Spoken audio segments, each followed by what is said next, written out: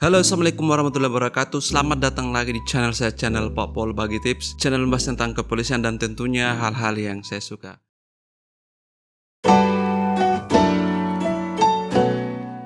Assalamualaikum warahmatullahi wabarakatuh. Halo teman-teman semua.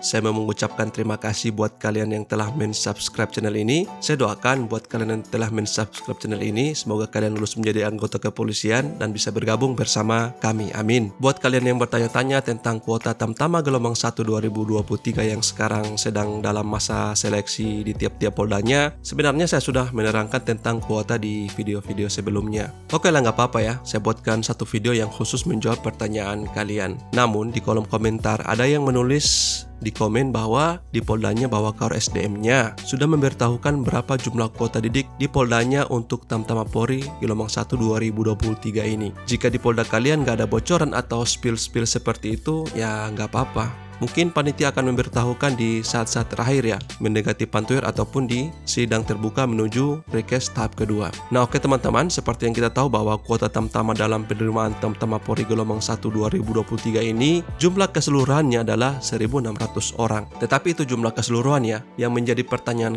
kalian yang sedang mengikuti tes ini adalah berapa kuota per polda? Apakah dari 1.600 orang itu akan dibagi rata 34, yaitu jumlah seluruh Polda seluruh Indonesia? Ya tentunya tidak. Ada salah satu faktor penentu pembagian kuota didik di penerimaan Polri, yaitu animo pendaftar pada satu waktu penerimaan. Dan ini terbukti di penerimaan Bintara tahun ini dan tahun lalu, di mana seharusnya hanya satu gelombang pendidikan dalam satu penerimaan, namun akhirnya dibuat 2 kali gelombang pendidikan. Karena di saat pendaftaran dinilai melampaui target yang ditetapkan, karena animo pendaftaran yang sangat besar. Akhirnya kuota di tiap polda ditambahkan. Bahkan polda yang tahun lalu hanya mendapat satu pendidikan, tahun ini menjadi 2 pendidikan. Nah bagaimana dengan Tamtama? Kalau nggak salah tahun lalu menjadi 2 gelombang juga. Kalau tidak salah ya, saya sudah lupa ingat ya. Kalian yang sedang mengikuti tes pasti akan lebih tahu tentang hal itu. Karena pasti panitia akan memberikan beberapa info tentang tes-tes sebelum tes yang sekarang. Mereka pasti pernah memberitahukan berapa kuota tahun lalu yang dididik di polda itu. Dan juga mereka pasti sudah memberitahukan jumlah pendaftar kali ini ya, baik itu di polda kalian ataupun dalam skala nasional. Atau kalian bisa saja bertanya, apakah animo pendaftaran Tamtama tahun ini untuk nasional apakah dinilai melampaui target atau tidak? Dengan kata lain, apakah animo pendaftaran dalam penerimaan Tamtama gelombang 1 2023 ini sangat besar atau tidak? Itu kalian bisa tanyakan. Dan di saat mendekati sidang terbuka menuju request kedua, kabar-kabar tentang kuota akan lebih banyak kalian dapatkan. Bagaimana cara kalian memperkirakan kuota di polda kalian? Saya kasih gambaran ya. Pertama, berdasarkan animo pendaftar seperti yang saya sebutkan di awal-awal video. Animo pendaftar ini selain berpengaruh pada kuota nasional, tentu juga pada kuota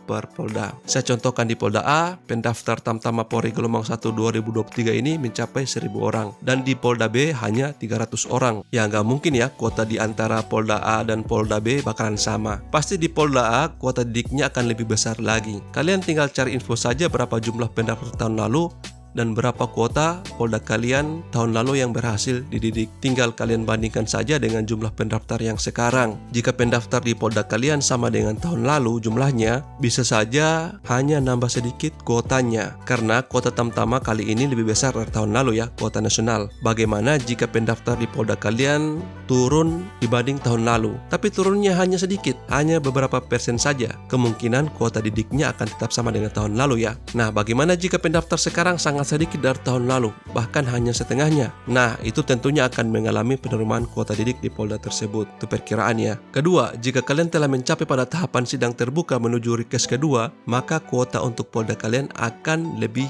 banyak info-infonya lagi. Biasanya nih, jumlah chassis yang melewati tahapan sidang terbuka menuju request kedua ada hitungannya. Kalian sudah bisa memperkirakannya. Saya tidak jelaskan di video ini karena akan tambah panjang lagi durasi video ini. Kalian bisa saja lihat di video saya sebelumnya tentang perhitungan sidang terbuka menuju request kedua Tamtama Polri gelombang 1 2023. Linknya nanti saya taruh di deskripsi video ini. Nah, demikian dulu video saya kali ini. Terima kasih buat kalian yang telah subscribe channel ini.